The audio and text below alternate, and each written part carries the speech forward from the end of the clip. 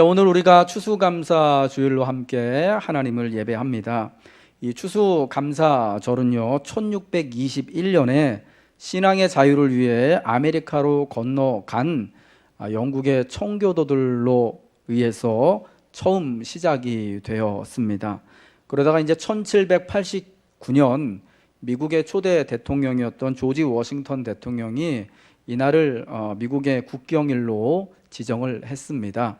그러다가 1941년에 미국 의회에 의해서 이제 추수감사절을 해마다 11월 넷째 주 목요일로 결정을 하고 그날을 내셔널 헐리데이로 공휴일로 지금껏 지켜오게 된 것입니다. 이 추수감사절은요, 미국 선교사들에 의해서 우리 한국 교회에 소개가 되어졌습니다. 미국의 선교사들이, 미국의 장로교, 감리교 선교사들이 구한말 우리나라에 선교를 하기 위해서 왔을 때 그들의 나라에서 지키고 있던 이 추수감사절에 대한 절기를 가지고 와서 그대로 전해줬죠. 그래서 우리나라 한국교회에서는 1912년에 처음 우리 한국교회가 추수감사절을 지키게 됐고요. 현재는 우리 모든 한국교회가 교단 관계없이 해마다 11월 셋째 주일을 추수감사주일로 지키고 있습니다. 그런데 저희 교회는 몇 년 전부터 이 11월 셋째 주가 아니라 10월 마지막 주를 우리 교회 이제 개교회 형편에 따라서 추수감사주일로 정하고 해마다 이렇게 감사하며 함께 모이고 있습니다. 추수감사절은 미국에서 특별히 이 신앙의 자유를 찾아 아메리카 대륙에 간 그 청교도들에 의해서 시작된 아주 그러한 신앙적이고 어떻게 보면 미국적인 그러한 감사의 절기 공휴일이라고 말할 수 있습니다. 그러나 이 추수감사절이라는 것이요, 사실은 레위기 23장 33절부터 44절에 나오는 초막절에 대한 명령에 그 뿌리를 두고 있다라는 것입니다. 레위기 23장 말씀에서 하나님은 이스라엘의 모든 남자들에게 매년 일곱째 달, 그러니까 이스라엘 그 당시 달력으로 일곱째 달입니다.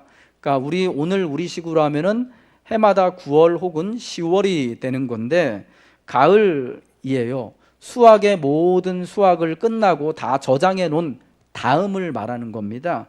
그때를 초막의 절기로 지키고 이래 동안 초막, 그러니까 텐트에 거주하면서 하나님 앞에 감사할 것을 명령하신 것입니다. 이렇게 절기를 지키는 것을 통해 하나님은 이스라엘을 애굽에서 인도하여 광야에서 초막에 거주할 때 하나님이 함께 하셨다라는 것을 이스라엘 자손들이 대대로 깨닫게 하시기를 원하셨던 것입니다. 특별히 또한 이 초막의 절기가 매해 일곱째 달, 그러니까 가을 수확이 다 끝난 다음에 일주일간을 지키는 것이잖아요. 그래서 한 해 동안의 수확에 관한, 한 해 동안에 살아온 열매에 관한 것을 또한 동시에 하나님께 감사하는 그런 의미도 담겨 있다라는 겁니다. 그러니까 원래 하나님께서 초막절을 지키라고 하시면서 두 가지를 깨닫기를 원하셨는데, 이래 동안의 초막을 지키면서 하나님이 베푸신 구원을 기억하는 거예요. 그러면서 하나님이 나를 구원하여 주신 것을 올해도 감사하고, 그리고 또 이래 동안 초막에서 지내면서 이 절기를 함께 보내면서 이 한 해 동안도 하나님께서 우리를 지금까지 여기까지 이렇게 가을 거지가 끝날 때까지 인도하여 주신 것을 감사하며 지키는 거예요.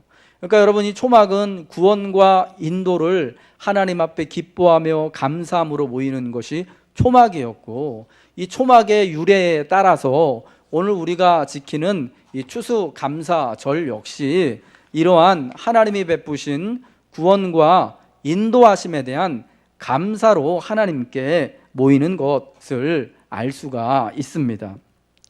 오늘 우리가 본 본문의 말씀인 느헤미야 8장은요, 이스라엘 백성들이 1차, 2차, 3차에 걸쳐 포로 귀환을 이룬 다음에 총독이었던 느헤미야를 중심으로 예루살렘 성벽을 다 재건한 다음 돌아온 이스라엘 백성들이 모두 함께 모여서 이 레위기 23장에 기록되어져 있었던 초막에 관한 절기를 그들이 함께 지켰던 것을 말씀해 주고 있습니다. 여러분, 우리가 누차 말씀드리는 것처럼 주전 586년에 예루살렘과 유대가 바벨론에 의해서 완전히 함락되고 멸망되죠. 그래서 예루살렘과 유대에 살고 있던 대부분의 유대인들이요, 다 바벨론 제국의 여기저기로 포로의 신분으로 끌려가서 살게 되었습니다. 그러다가 페르시아의 왕인 바벨론을 무너뜨리고 제국이 된 페르시아, 성경에는 바사 제국이라고 나오죠. 그 페르시아 제국의 고레스 왕 때에 칙령이 발표돼서 자, 고향으로 돌아가고 싶은 사람, 저 유다 땅으로 돌아가고 싶은 유다인들은 다 돌아가서 거기서 당신들의 하나님 여호와를 위해서 성전을 지으시오 라는 법령이 발표됩니다. 여러분, 이 법에 따라서 이 포로로 사로잡혀갔던 유대인의 후손들이요 70년 만에 다시금 그들의 고향 땅인 유다로 예루살렘으로 귀환을 가는 겁니다. 돌아갑니다. 1차 귀환, 2차 귀환, 3차까지 귀환을 하는데 총 42,360명의 유대인들이 유대 땅으로 예루살렘으로 돌아와서 거기서 다시금 살게 된 것입니다. 여러분, 이 세 번에 걸친 이 포로 귀환을 하면서 예루살렘에서 유다에서 어떤 일이 일어났느냐? 그들이 이제 수룹바벨이라는 사람을 중심으로 성전도 재건했고요. 아주 초라한 성전이었죠. 그리고 또 이제 그 성전을 중심으로 공동체를 이루면서 살고자 하는데 여러 가지 많은 어려움들이 있었던 거예요. 42,360명이 70년 만에 자기 고향 땅으로 돌아왔습니다. 근데 여러분, 이 사람들이 고향 땅에 돌아와서 환영받았을까요? 어땠을까요? 그 삶이. 고향이라고 하지만 돌아온 42,360명의 대부분은 그 땅이 처음 오는 낯선 땅이에요. 왜냐하면 그들은 다 포로로 사로잡혀간 부모들 밑에서 태어난 사람들이었기 때문이죠. 물론 그 중에는 원래 솔로몬이 지었던 성전을 자기 유년 시절에 봤던 그런 나이가 많은 어른들도 있었습니다. 그러나 대부분은 다 유대 땅이 낯선 그런 사람들입니다. 하나님의 언약을 믿고 말씀을 믿고 고향 땅으로 돌아왔는데, 고향 땅에 돌아와 보니까 여러분, 그 땅이 원래 자기들의 주인이 자기들이 맞는데 다른 사람들이 이미 그 땅을 차지하고 살고 있는 거예요. 여러분, 그러니 그들의 삶이 여러분 얼마나 힘들었겠습니까? 돌아왔지만 아무도 그들의 귀환을 반겨주지 않는 거예요. 법적으로 무슨 그들의 신분이나 안전이 보장되는 것이 아닌 어려운 형편에 있었던 거예요. 그래서 우리가 포로 귀환 이후를 다루는 성경인 에스라나 느헤미야 성경을 보면 포로 귀환에서 돌아온 백성들이 얼마나 힘들게, 참 주변의 사람들에게 얼마나 이런 위험 가운데, 어려움 가운데, 공격 가운데 노출되어져 있었는지를 잘 알게 됩니다. 여러분, 그때 유다인으로서 페르시아 제국의 아닥사스다 왕의 술 맡은 관원장 된, 요즘으로 하면은 대통령 비서실장 정도 될 것 같습니다, 느헤미야라는 사람이 예루살렘의 총독으로 부임을 하게 됩니다. 그때가 주전 445년이었습니다. 여러분, 이 445년에 이 총독인 느헤미야가 귀국을 하고, 그리고 느헤미야와 백성들이 힘을 합쳐서 52일 만에 예루살렘 성벽을 재건을 합니다. 그리고 재건이 끝난 다음에 그해 7째 달 첫날 수문 앞 광장에 모여서 그들이 초막의 절기를 하나님 앞에 크게 지키게 되었던 거죠. 근데 여러분, 그때 지킨 이 초막의 절기, 감사의 절기가 얼마나 대단했냐면은 눈의 아들 여호수아, 가나안 땅을 이스라엘 백성들을 이끌고 정복했던 지도자잖아요. 그 여호수아 때부터 지금까지 이스라엘 땅에서 이토록 성대하게 초막절을 지킨 적이 없을 정도로 온 백성들이 돌아온 42,360명의 사람들이 한 마음이 돼서 감사와 구원에 대하여서 삶에 대한 감사와 기쁨의 절기를 지키게 되었던 겁니다. 이 느헤미야와 백성들이 이렇게 한 마음과 한 정성과 감사로 이 감사의 절기, 초막의 절기를 지킬 수 있었던 원동력은 무엇이었을까? 저는 오늘 이것을 여러분과 좀 자세히 좀 나눠보고 싶습니다. 원래 초막이 그 취지대로 하나님 앞에 구원을 감사하고 지금까지 우리의 삶을 인도하여 주신 것에 대하여 감사하며 기뻐하는 절기가 될 수 있었던 것은 무엇인가? 여러분, 백성들이요 스스로 자원하여서 모여들었기 때문입니다.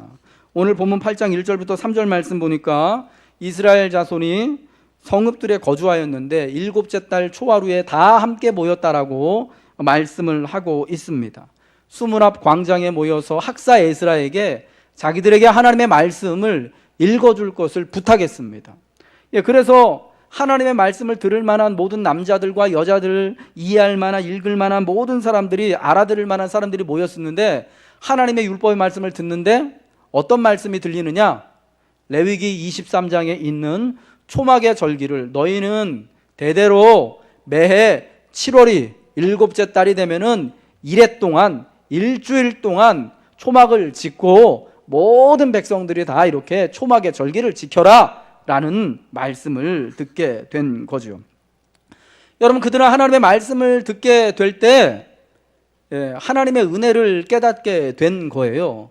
그리고 은혜를 따라서 하나님 앞에 말씀을 따라서 참 눈물을 흘리며 감사하고 기뻐하게 된 것입니다. 여러분, 감사의 절기를 지킬 수 있었던 이유가 뭐냐? 하나님의 말씀을 듣게 될 때 은혜를 깨달았기 때문이에요. 하나님의 말씀을 듣게 될 때 자기들에게 주어진 이 삶이 지금까지 지내온 것이 얼마나 하나님의 기적과 같은 역사이고 돌보심인지를 깨닫게 되니까 감사할 수밖에 없었던 것입니다. 우리 한번 따라하겠습니다. 은혜 따라, 말씀 따라, 감사합니다. 그 주전 445년의 형편을 우리가 한번 잘 보면요, 왜 이 수문학 광장에 이 모든 42,360명 되는 모든 포로에서 돌아온 사람들이 다 남녀노소 할 것 없이 모여서 자원하여서 하나님의 말씀을 들었는지를 우리가 이해할 수 있게 되는 겁니다. 여러분, 주전 445년에 느헤미야가 총독으로 예루살렘에 부임을 했잖아요. 여러분, 그 해가 얼마나 힘들고 고된 해였는지를 먼저 알아야 돼요, 우리가. 고레스 왕의 칙령에 의해서 1차, 2차, 3차 포로 귀환이 이루어졌습니다. 그래서 42,360명이 예루살렘을 중심으로 유대 그 성읍들에 돌아와서 살게 됐습니다. 근데 여러분, 그렇게 와서 살지만 제가 말씀드렸던 것처럼 70년 동안 버려진 땅이에요. 그러니까 이게 버려졌다라는 거는 원래 주인들이 다 사로잡혀가고 다른 사람들 있잖아요. 원래의 주인이 아닌 다른 사람들이 그 땅을 차지하고 거기서 주인 노릇하면서 사는 거예요. 근데 여러분, 70년 만에 이 원래의 주인이라고 하는 사람들이 돌아왔거든요.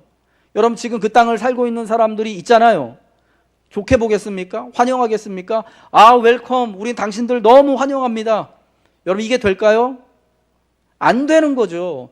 그러니까 성경에 나오는 이 성벽 건축할 때 막 방해하던 사람들 있잖아요. 산발락과 도비아 같은 사람들, 그 주변에 사마리아와 그 유다와 예루살렘 주변에 살고 있었던 여러 다른 이민족들이요, 이 돌아온 유다 사람들을요 좋아하지 않는 거예요. 어떻게 하면 무너뜨리고 망가뜨릴까? 저 사람들이 성전을 중심으로, 성벽을 중심으로 이 도시를 세우지 못하도록, 공동체를 세우지 못하도록 방해하는 일들을요 계속 펼치게 되는 거예요. 여러분, 내가 어디로 새롭게 이사를 갔는데 큰 마음을 먹고 거기 먼저 살고 있는 사람들이요 나한테 살갑게 대해주지 않고 되게 퉁퉁거리고 너 여기 왜 왔어? 하면 여러분, 거기서 잘 살아갈 수 있을까요? 물론 요즘에는 다들 아파트 사셔가지고 옆집에 누가 사는지도 모르니까 별 신경 안 쓰고 살지만, 여러분, 고대 시대에는요 농사 짓고 목축하는데 옆 사람, 내 이웃에 사는 사람들의 도움이 절대적이거든요. 이 사람들하고 좋은 관계를 이루지 못하면 살 수가 없어요. 죽는 거예요, 그냥. 얼마나 이 돌아온 사람들의 삶이 어려웠을 것인지는 우리가 잘 알 수 있겠죠.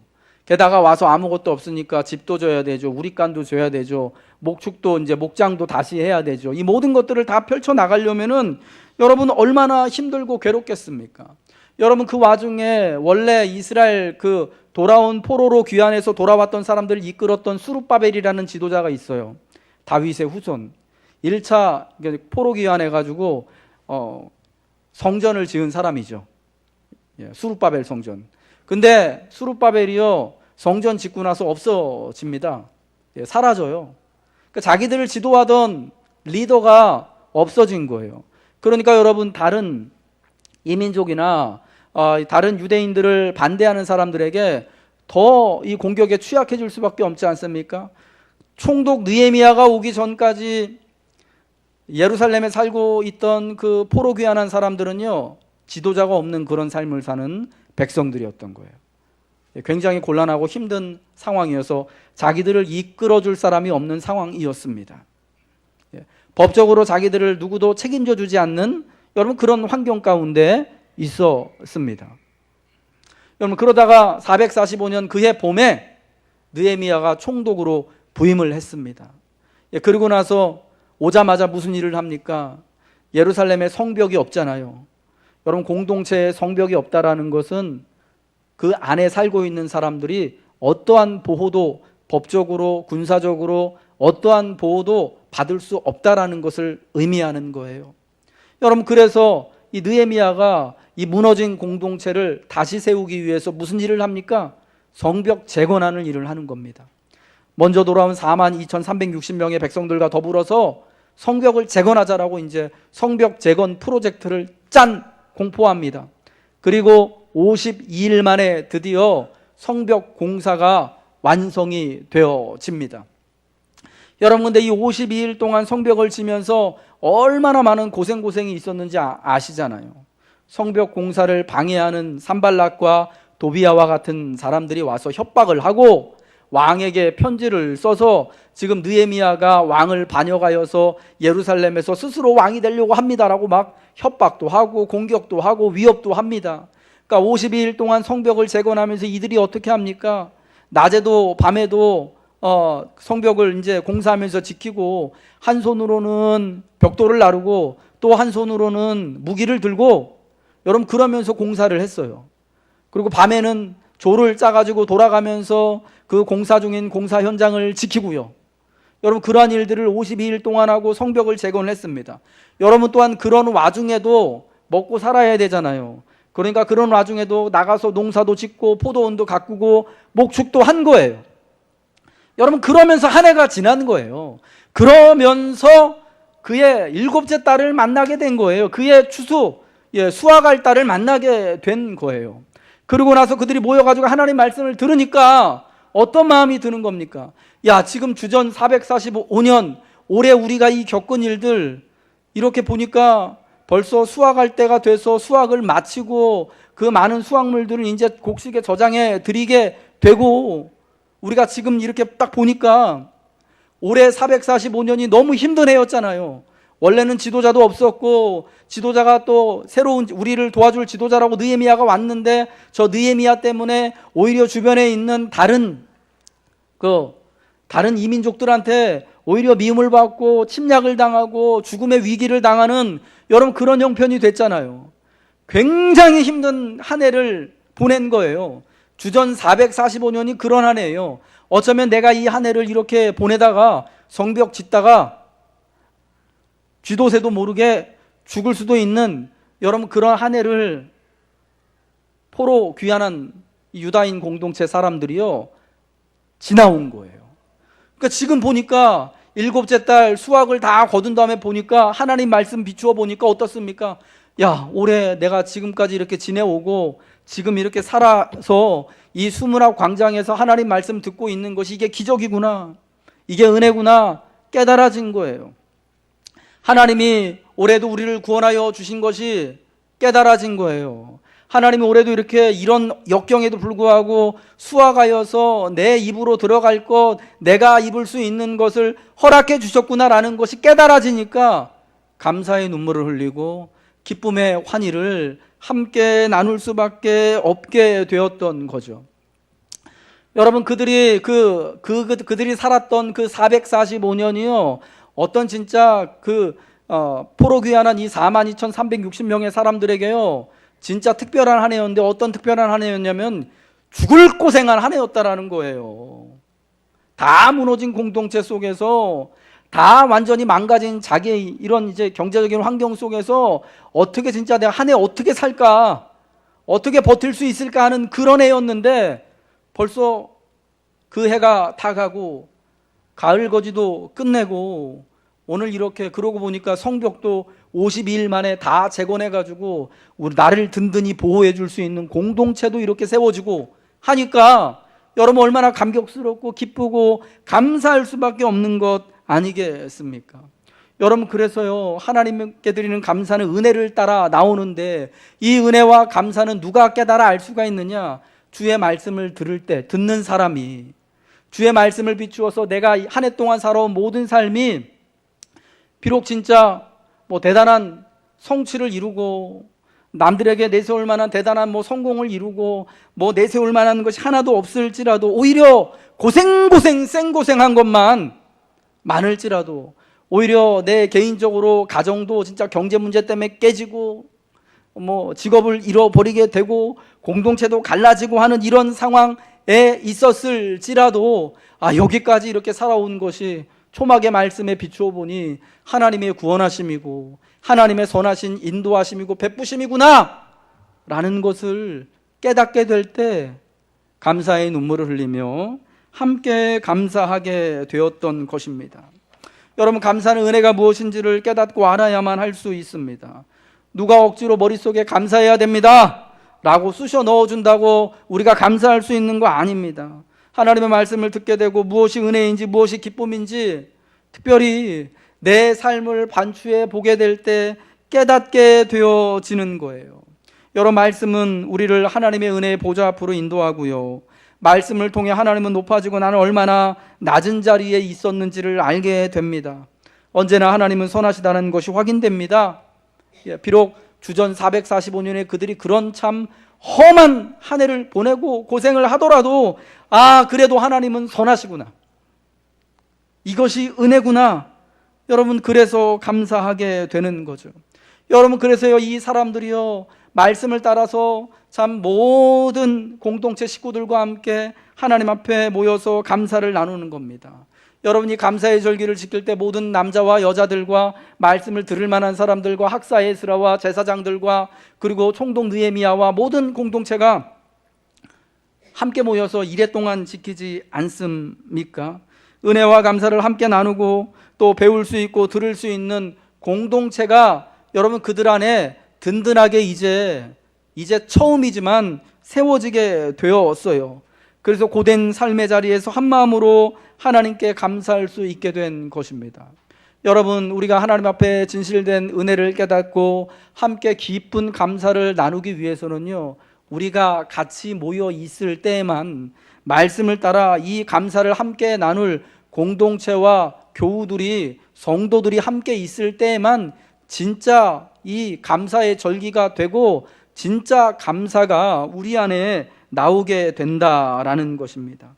여러분, 오늘 본문 느헤미야서 8장 10절 말씀을 우리 같이 읽겠습니다. 시작.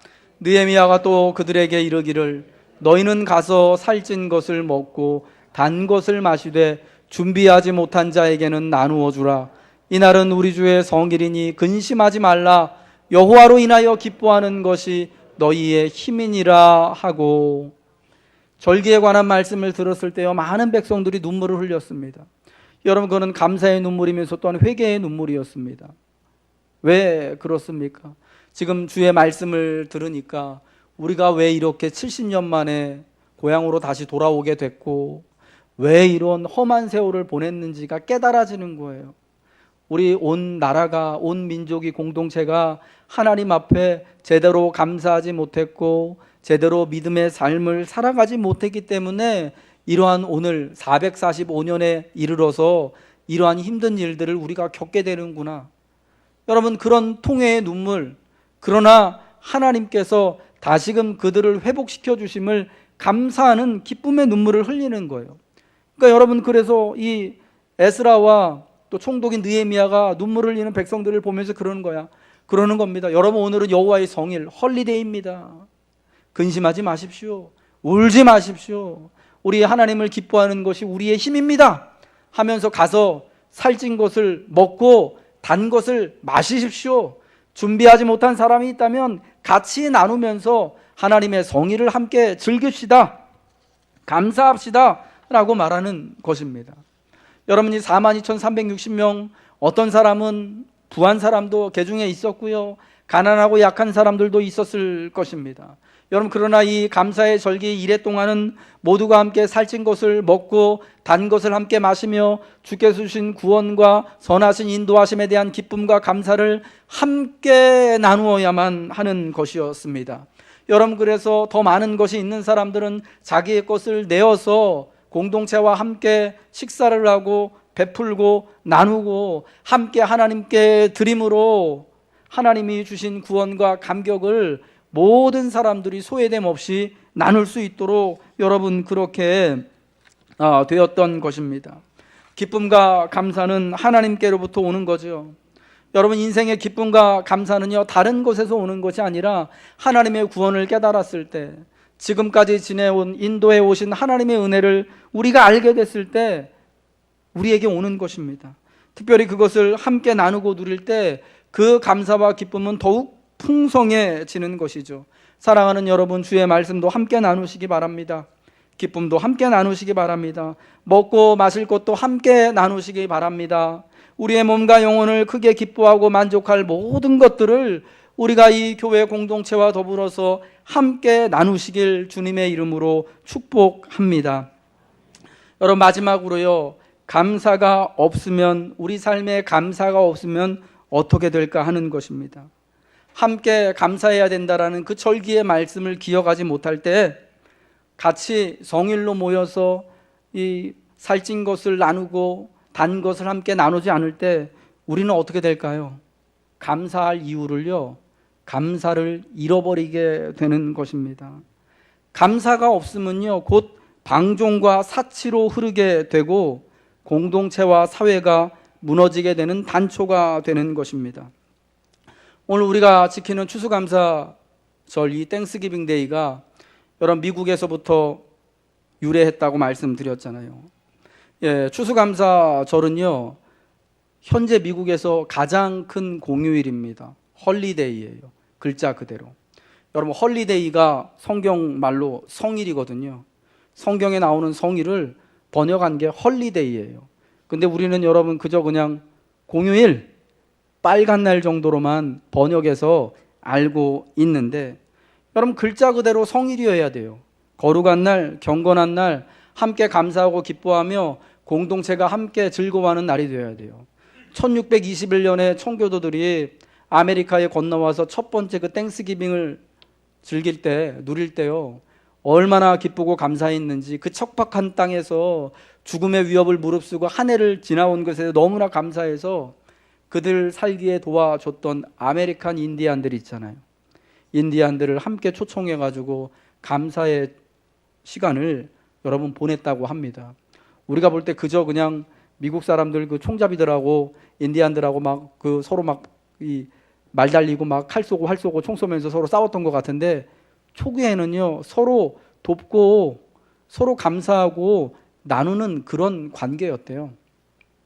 여러분, 근데 지금 미국 사람들이 지키는 이 추수감사절 여러분 어떤지 아십니까? 해마다 11월 넷째 주 목요일이 추수감사절입니다.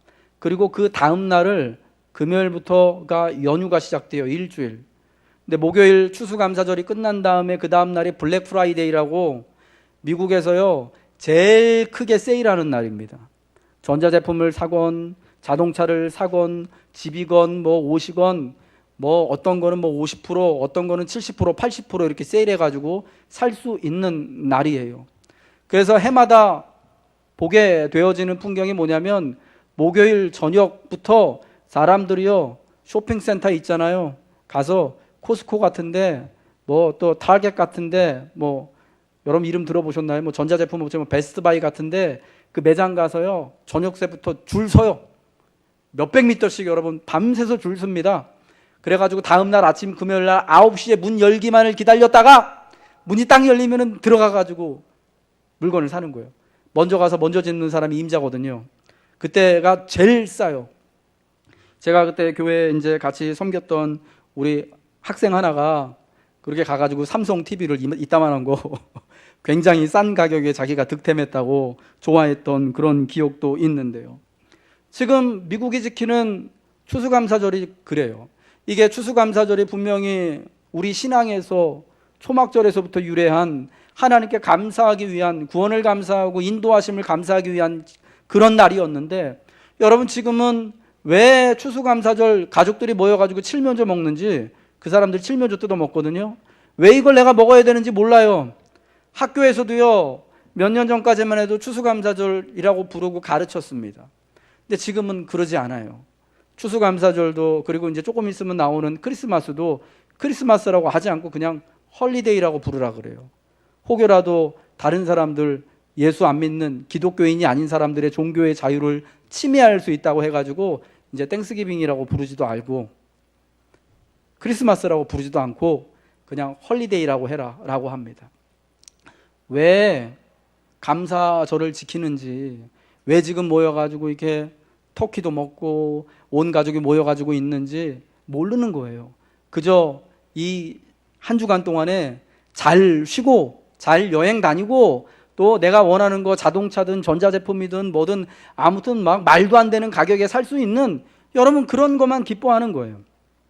여러분 이 추수감사절 기간부터요, 그러니까 그 추수감사절 다음 날인 금요일부터 성탄절 때까지 그리고 이제 신년 연휴까지 거의 한 달이 조금 넘는 기간 동안이요, 미국 소비의 90% 그러니까 절반 이상이 그때 이루어집니다. 50% 이상이요.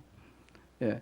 12달 동안 쓸 거에 대한 절반이요, 그 한 달 조금 넘는 기간 동안에 다 일어나는 거예요.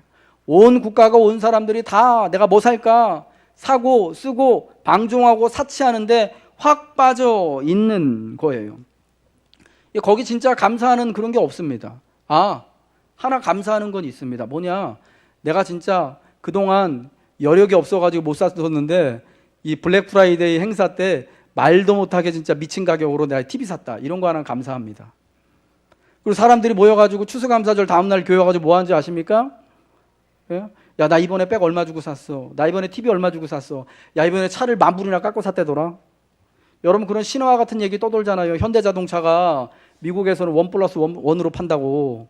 우리나라에서 그렇게 비싼 자동차 뭐 있죠? 제일 비싼 거 제네시스 에쿠스 같은 거 미국에서 하나 사면은 아반떼를 사은품으로 껴준다더라.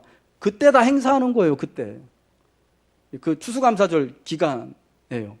그래 와가지고 그날 그 지난 다음 주일날 와가지고요 그거 자랑하고 있는 거예요. 나 골프채 얼마 주고 샀다.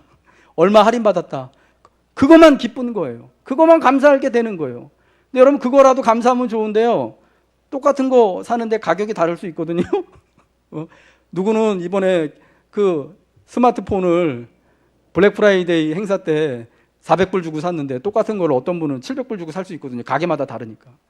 분명히 내가 700불 주고 샀을 때는 기분 좋았는데 오늘 교회 와가지고 옆에 있는 김 집사님은 400불 주고 샀다니까 내가 300불 더 쓴 거잖아요. 사실은 싸게 산 건데 기분 나빠가지고 막 시험 들어가지고 집에 가고.